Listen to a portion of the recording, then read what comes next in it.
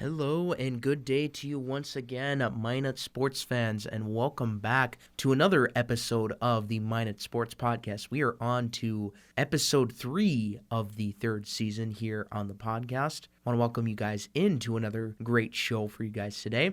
As always, a big thanks to our studio sponsors, KMSU TV and Radio. We thank them for allowing us to get in the studios, work each and every day, getting behind the mic, going to work, and being in such a great environment with all of the wonderful Minot State professional communication students. As always, folks, I am your host, Cole Clementich. And today we have another interview. So this semester has been really busy for me as of late, but I'm going to keep this intro kind of sweet and simple.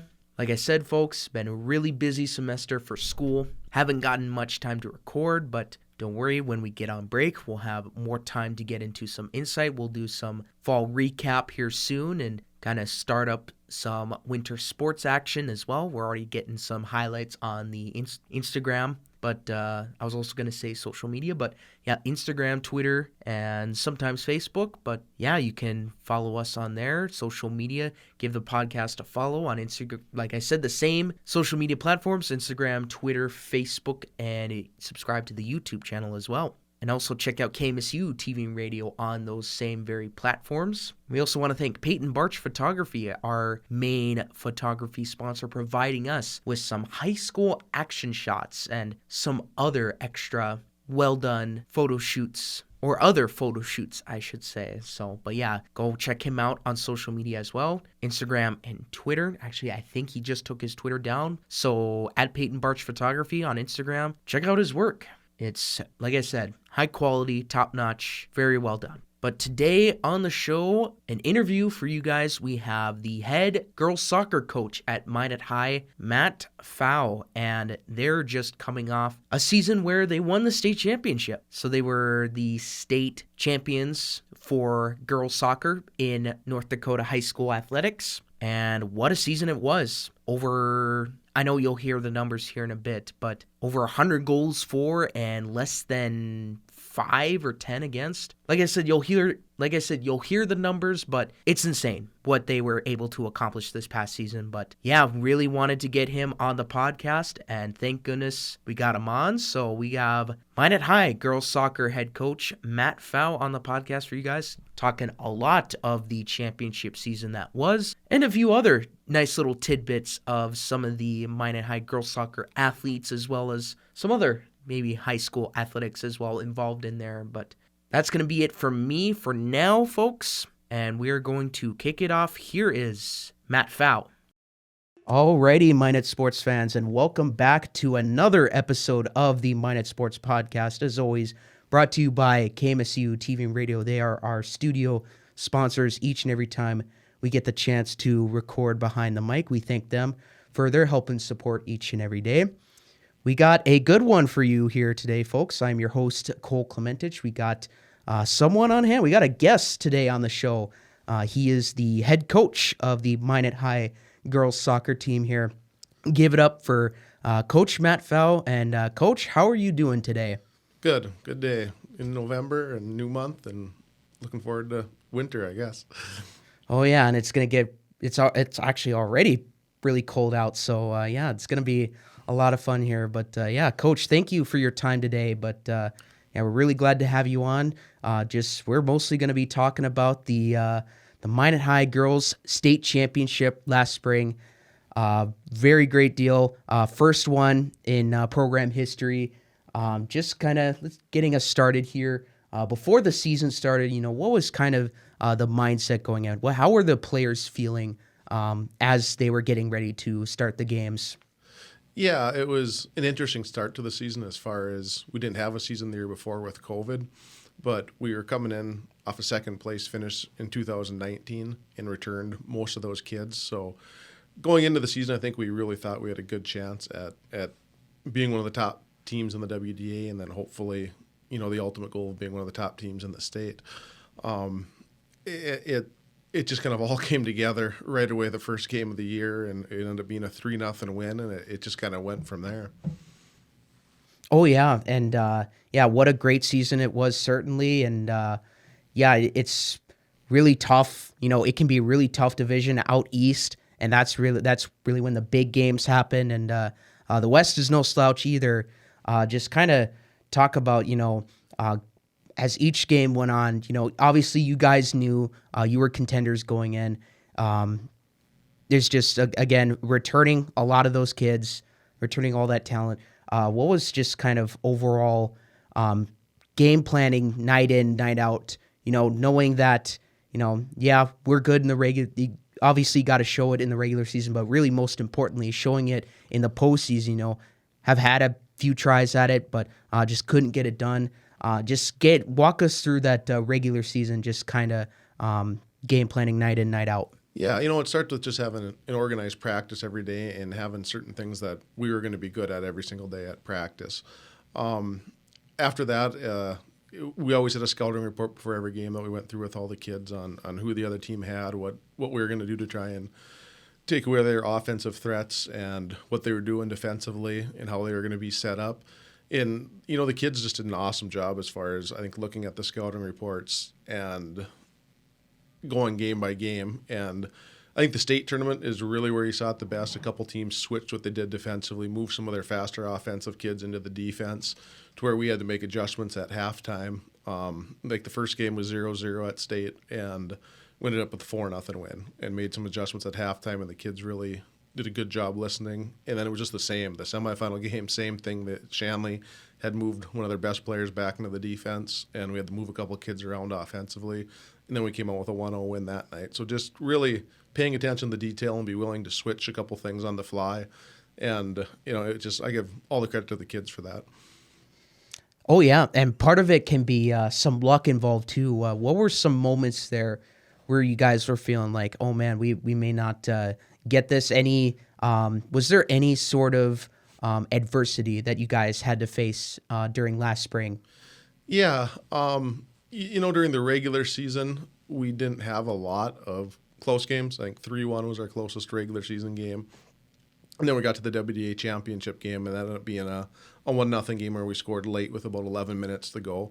I think that was good for us to have a game like that where it was scoreless for that long and could have went either way, and we made a big play at the end to get the win. Once we got to the state tournament, I'd say the first two games there was actually kind of lots of nervous times as far as the first game went 0-0, and West Fargo was big and physical, and we hadn't played a team like that. And they had us under pressure a few times in the first half, and we got through the first 40 minutes and kept it 0-0. And then once we were able to say, okay, here's what they're doing, let's make a few changes, and then things changed.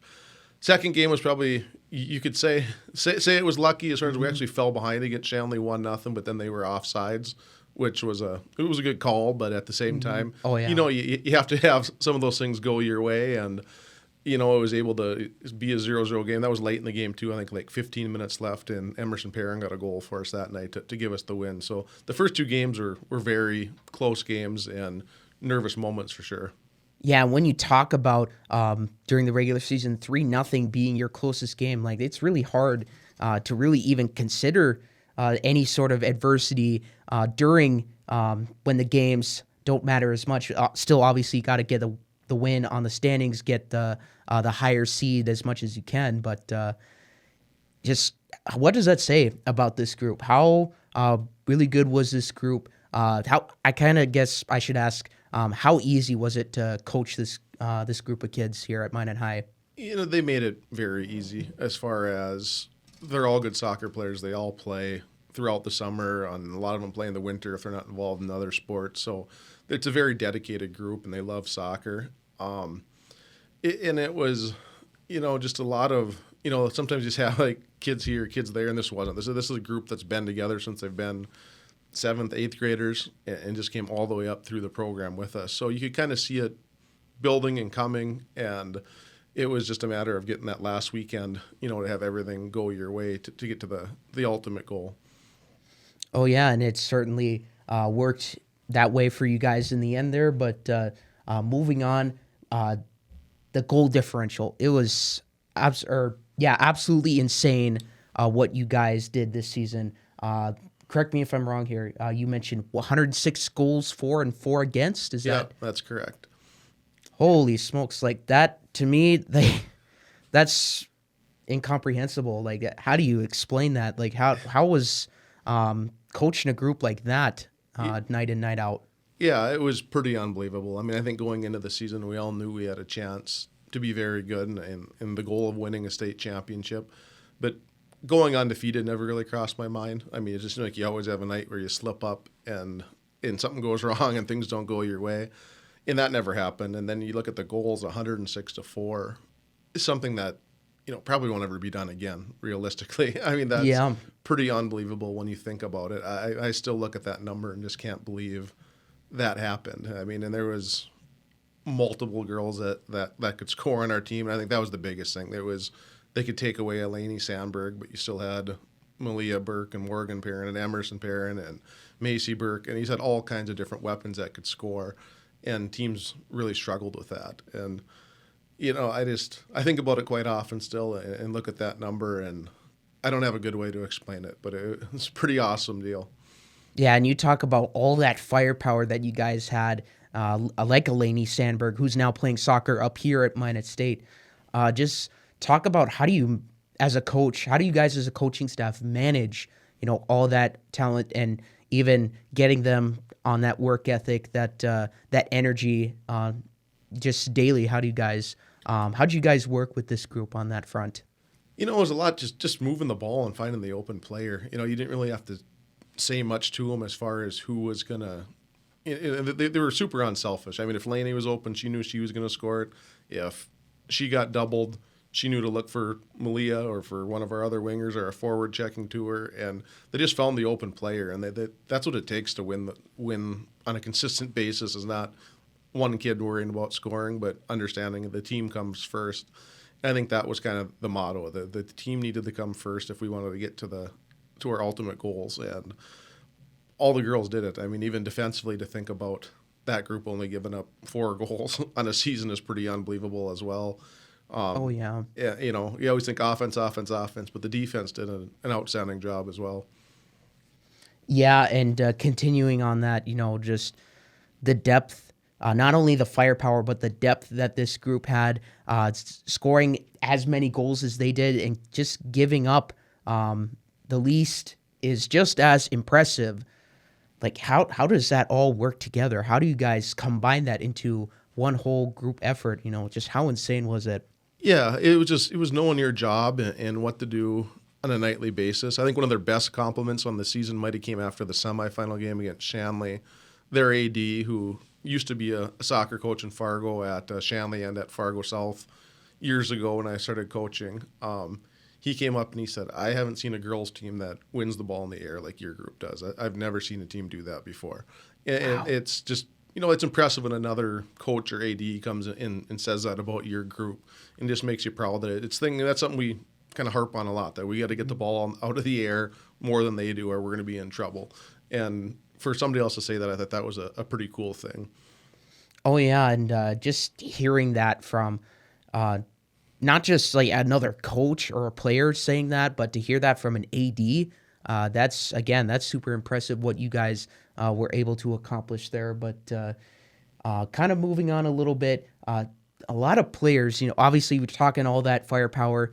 A lot of players, this is a really good soccer program that Minot has going. Obviously, you talk about the Minot Soccer Association.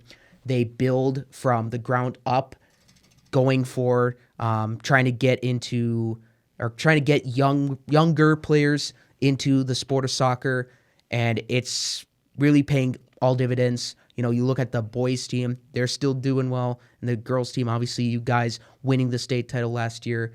Just talk about the organization as a whole, the Minot Soccer, and the impact they have on the community. Yeah, I mean, it's came a long ways. I mean, it used to be just a random parent coached a team, and now it's, where they have hired coaches that come in, and Chris Clements, our, the college coach here, does our player development and everything and does an outstanding job. And it's just built from the ground up very well to where we get good groups of kids, it seems like, year after year after year right now. And we have a good working relationship with them as well. They have the building on the fairgrounds, the old gymnastics building that's now turf that we can play indoor in. that the girls get to use, year round when the weather's bad. And then when our season starts, if the weather doesn't cooperate, they always let us come in and use it for our practices too. So it's nice to get onto actual turf instead of just on a gym floor. And it's just been an outstanding working relationship with those people over there. Oh, yeah, absolutely. And guys, you are listening to the head coach of Minot High Girls Soccer. This is head coach Coach Pfau. Again, listening to episode 3 of the Minot Sports Podcast, of course, brought to you by KMSU TV Radio.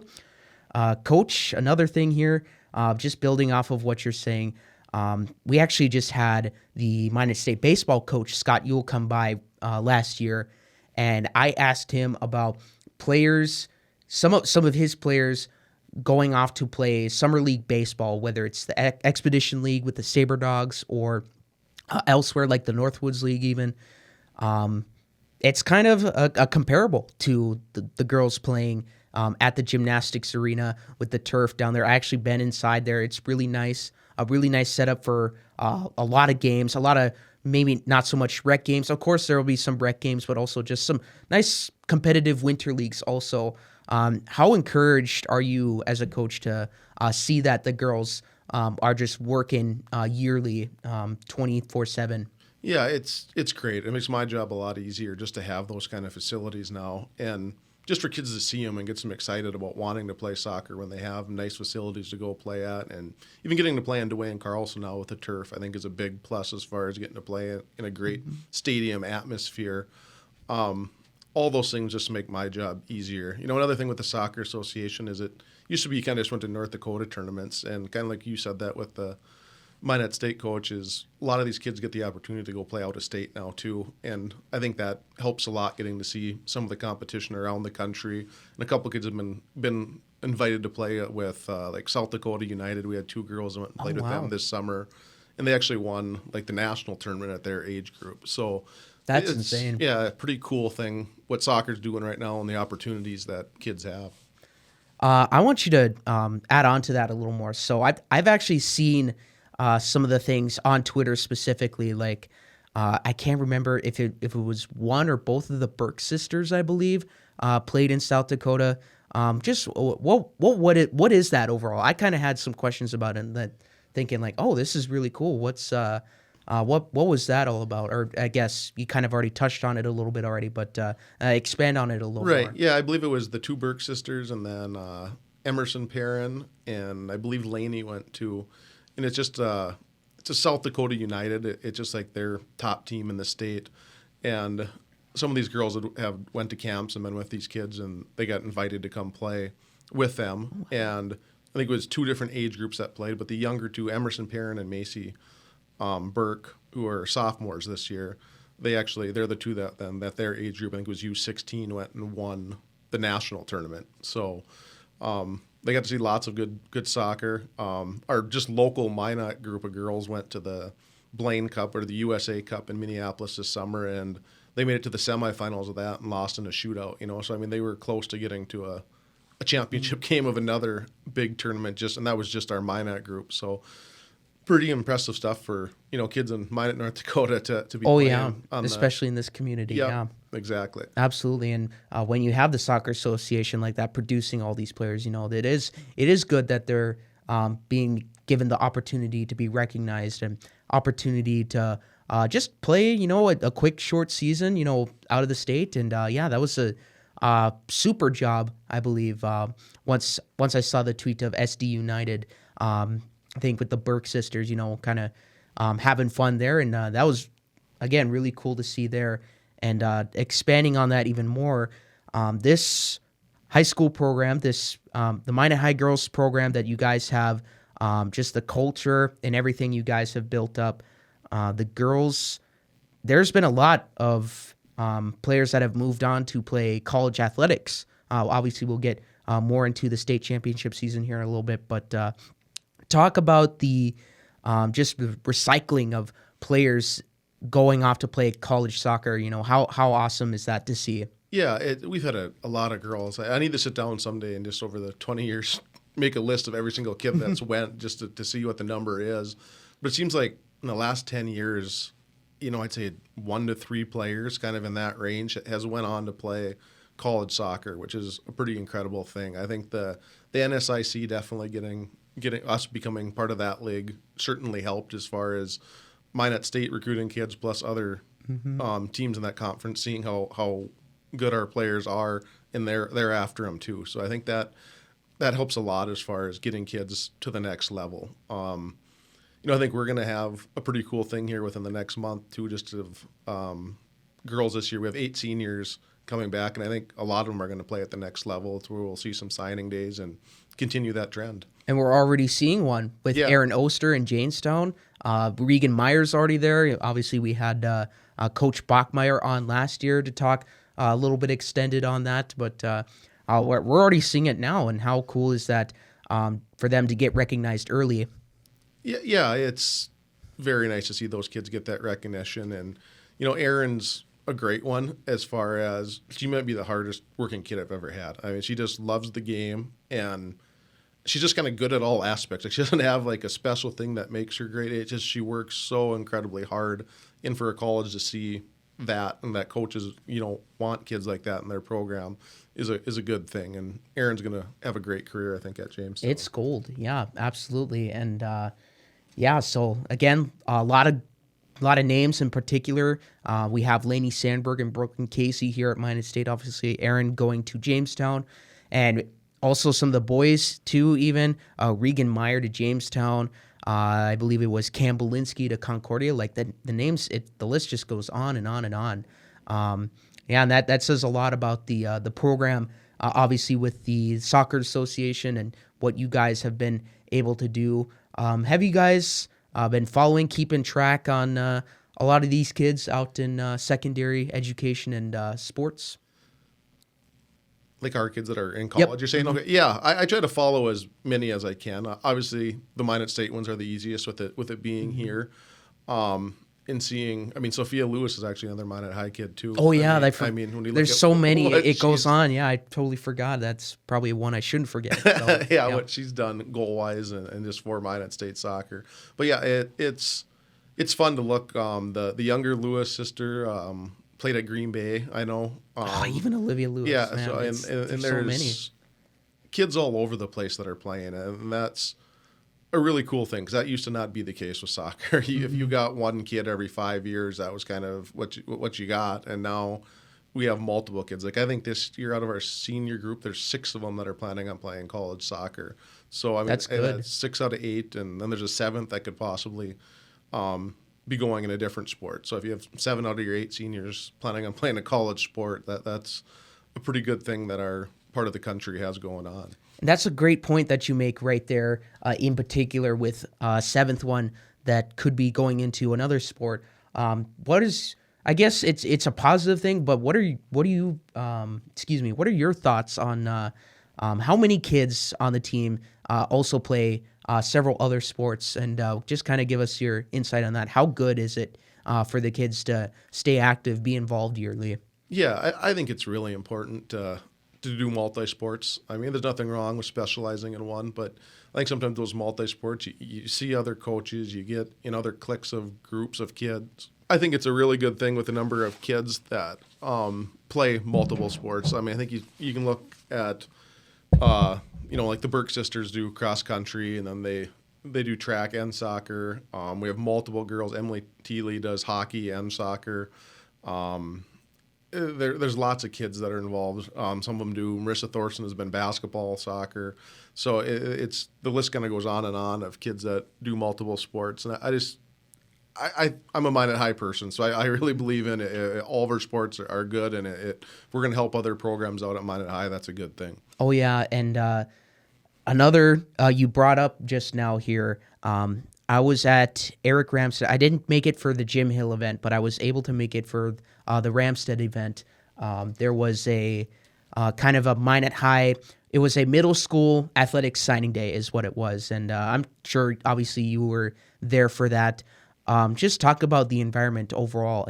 How good was it to see just not just you guys, but seeing all of the athletic programs at Minot High, come together and finding a way to, build, a culture at the high school. How cool was that to see? Yeah, I thought that was a really good event. To see kids excited about putting on the maroon and gold, and to see the younger kids that want to play for your sport, and to see that many kids show up for the first time doing it. And, as coaches, we're hoping that just grows and it gets bigger and bigger every year. And, it's something cool for the kid, I think, just to sign kind of a letter of intent to say for high school and what they're going to do, and something they can hang on to, after their 4 years of high school are done. That's where it all starts, is getting those junior high kids to really buy in and want to be part of the high school. And for us, we work at the Soccer Association closely too, but being part of Minot High is pretty special. And, soccer-wise, we've got a lot of younger, good groups of girls coming as well, so it's fun to see those kids get involved at an early age. Oh, yeah, absolutely. It's really good to see just the results coming through. And, the kids, the middle school kids, they have several options to pick from. And, obviously they can play multiple sports, become dual sport athletes. So, that was a really fun event. I enjoyed it, certainly. And moving on here, just going back to the state title winning season, just the overall feeling, watching it all come together, that one moment. Take us through your thoughts of once it happened. Like, obviously, the title game against Davies, you guys were just pouring it on them. Just when did that moment come that you guys were thinking, we got this? It was pretty crazy to get to that game, and you're just thinking, what's going to happen? And we scored twice in the first 5 minutes and had a 2-0 lead, and hadn't given up more than one goal all season long. So you kind of started thinking, at 2-0 there was a good chance, and then I think once we got to 3-0, we kind of knew that we had a very good chance of hanging on. And it was 4-0 at halftime, and then we got a quick one to start the second half. That was kind of the dagger. I mean, 4-0 you're pretty safe, but to get one right away and make sure there was going to be no comeback in the second half was pretty big. I would have never dreamt that. You play in so many state tournaments that you get to a title game that you have a 6-0 game for your title game. But our kids just played so well that day. Oh, yeah. Playing to win, certainly. And like you said, the dagger effect, scoring quickly to start the second half, like that's really hard for Davies to come. It could be any team, really. That'd be really hard to come back from, certainly. But, there's a lot of good stuff with the girls' soccer team. Obviously, you guys have a bunch of returning seniors. What's kind of the what's the outlook looking like? How are the girls doing now, and training wise, and just kind of what's kind of maybe the way too early look inside not only the WDA but the EDC as well, and of course your guys' squad as well. Right. We have a very talented group of kids coming back again this year. Obviously, with 8 seniors coming back with a lot of playing time is definitely going to be big. And then we have our junior class. We only have one, I think, right now. That's our small class. But after that, we have a very good sophomore class. Our JV team went undefeated last year, and those girls were almost all freshmen. So we're going to have some kids coming up from that team that'll help us a lot. Then even if you go down to our junior high, our 7th grade group is very talented. Wow. It's that deep. Yeah, and we have 2 8th graders that were with us last year, 7th graders too, that are very good. So we have good groups coming, and it's just going to be getting that togetherness that we had last year with all these kids to buy in again, and hopefully don't be satisfied with winning last year, because everybody's 0-0 again once March gets here, and we go from there. Training wise, we have kids obviously playing other sports right now, which is a good thing. And then the winter season for the MSA is coming up, to where kids will start getting into playing indoor soccer for the winter. And then the seniors have already been in contact with me that they're going to start getting their captains practices organized, and there'll be lots of soccer being played this winter. So that's good. Good deal. Yeah, really more good stuff to hear on that front. And certainly all the players coming back. Like, how do you guys, obviously getting that first title was huge for the program, obviously first one, program history.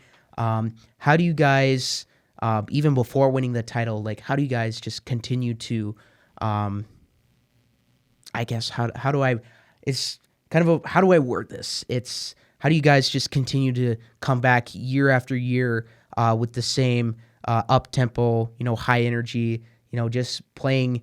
How do you guys just manage to come back year after year and stay afloat, stay on top of the WDA standings and be right up there in the state tournament? Really, it's just a lot of hard work by the kids, I feel like. We've been incredibly lucky as far as having kids with speed. I mean, at the girls thing, that's something that just will crush other teams if you have kids that are fast. And our kids were incredibly fast and fit last year. And not just last year. I mean, we've won the WDA tournament 3 years in a row.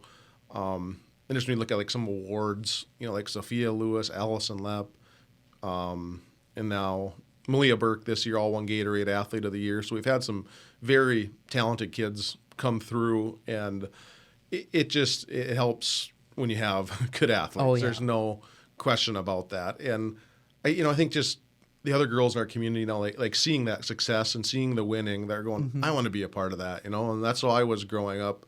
Playing basketball and soccer for Minot High is you wanted to be a part of that when those teams were winning. And I think we're just going to keep getting hopefully more and more kids interested in playing soccer. Oh, yeah. Coach Pfau here joining us on episode 3 of the Minot Sports Podcast.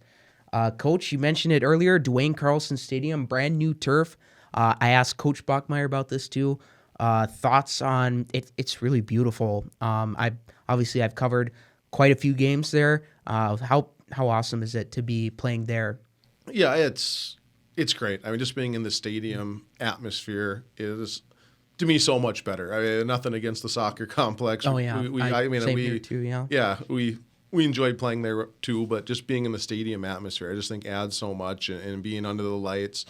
And it's the turf is great too. I think with us and the way we play and our speed and everything, playing on turf where it's a little faster definitely benefits us as well. So it's a very nice asset that our city has. Oh, yeah, it turned out beautifully. And, Coach, is there, I guess we're just about out of time here, so approaching 30 minutes. Have you caught up on any other Minot High athletics as of late? I try to support as much as I can. I did the change this fall for the football game, so good deal. Was at all their home games. Then I'm assistant coach for the boys basketball team. I have the sophomores and then varsity assistant. You're also an assistant coach. Yeah, I'll be busy. Be busy with that this winter, and I try to follow as many kids as I can. We had girls that ran cross country, quite a few of them actually this fall. So I followed them and just looked at standings to see where our girls were with them as well. So lots of good things going on at Minot High, and go Magi, I guess. Yeah, go Magi, certainly, indeed. And, Coach, so we're going to move away from the local aspect. Let's talk, do you watch any professional sports? Any sports you watch in particular? Are you a fan of certain teams? What's that like for you? Yeah, I'm a diehard sports person. I'm more Minnesota everything. Minnesota Twins, Minnesota Vikings. Follow the Timberwolves, but they haven't been good very often, so not as much with that. But Twins, Vikings are kind of the two that I really enjoy watching the most. Yeah. And I enjoy everything. I can watch just about any sport. Soccer-wise, I like watching the national stuff more than I do actually team. Yeah, highest level competition. Right. Yep. I prefer that over. Totally hear you there. Right. Yep. But yeah, it's Vikings, Twins for the most part. Oh, good deal. Yeah. Anything else you'd like to mention for the good of the order before we head off here? And where can people find Minot High Girls Soccer and find you on social media? Yeah, we have our Twitter account on Twitter, and then our schedule will always be on the Minot Public School webpage, and our website will get better. That's something we need to improve on, I guess. We'll get better at that. People can check there. But yeah, it's soccer's going in the right direction right now at Minot High, and hopefully we can continue that.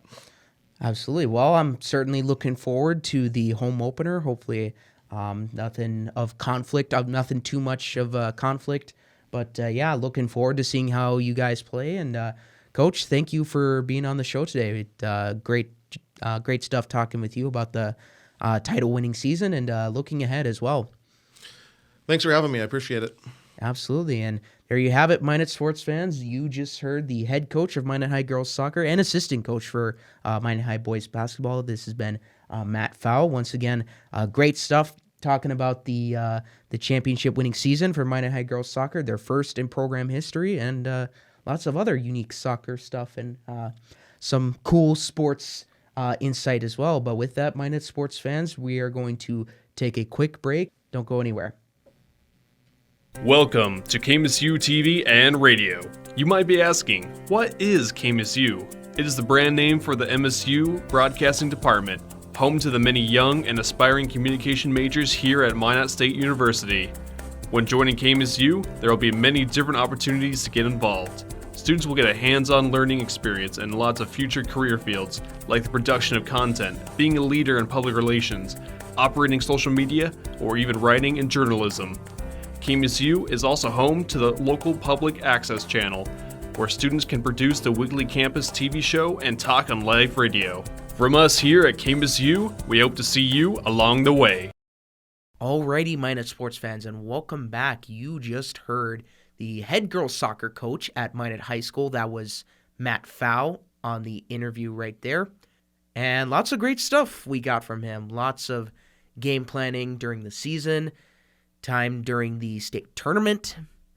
Also some good information about some Minot High girls soccer alumni, some potential recruits, and even some current recruits as well. Some that are already in soccer, or college soccer, Just a lot of great stuff overall, and it was very fun to have him on the podcast, just recapping a really fun season that I was very fortunate, and I'm sure other media members here in town were very fortunate to cover even just one game. Like, just one game, you get one in, and you're a part of history. But obviously, it is not about us. It is about the wonderful players and the coaching staff that put on the show daily. So again, big congrats to all the players and the coaching staff for Minot High Girls Soccer. And again, what a season it was. What a historic season it was, like I said. And yeah, that was their first state title in program history. So once again, congrats to the Minot High Girls Soccer team on the accolades. But with that being said, Minot sports fans, again, I am back in the studios recording. Like I said, really jam-packed semester in school, but I am back in the studios. I have been working in the studios, just haven't been able to record or find the time to record. But again, folks, just hang in there. We got some more great Minot sports content coming up for you guys later. But that is going to be it. Again, you just heard the head girls soccer coach Coach Pfau from Minot High School, newly minted state champions, and this has been the Minot Sports Podcast, episode 3 of the 3rd season. Again, we want to thank our sponsors, KMSU TV and Radio, our studio sponsors, allowing us to work in their studios each and every day, getting behind the microphone to record and just going to work. And also thank you to our photography sponsor, Peyton Barch Photography, providing us with some of the high school photos, or soon to provide some high school photos. I know kind of a low stock right now, but go check him out. He's awesome and does a lot of great work. But yeah, Peyton Barch on Instagram at Peyton Barch Photography. Check out the podcast on social media, also Instagram, Twitter, Facebook, at Minot Sports Podcast, at Minot Podcast, at the Minot Sports Podcast. And that is the same handle for the YouTube channel as well. Go subscribe. That is where we post all of our episodes on there. And check out our studio sponsor, KMSU TV and Radio, at KMSU TV Radio on Instagram, at KMSU19 on Twitter. Hopefully that can make a revival soon. Maybe, we shall see. And also at KMSU19 on Facebook and KMSU TV on YouTube. Once again, Minot sports fans, thank you so much for tuning in. Again, a great interview with Coach Pfau once again. I want to thank you guys for listening each and every day. Stay safe and healthy out there. And as always, take care.